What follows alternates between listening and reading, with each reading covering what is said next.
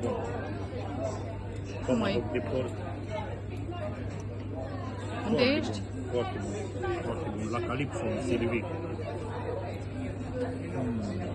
Cât e tomahawk-ul ăsta cu salată Cu și cu salată, cartofi?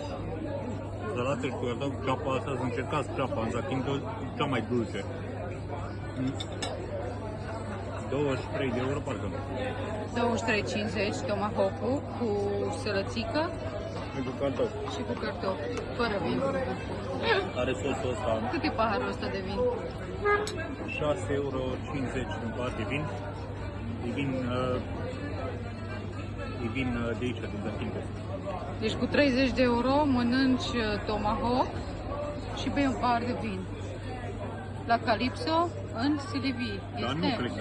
nu cred că poți să mănânci unul singur din ăsta întreg. Nu, sunt care pot. Mare, foarte mare.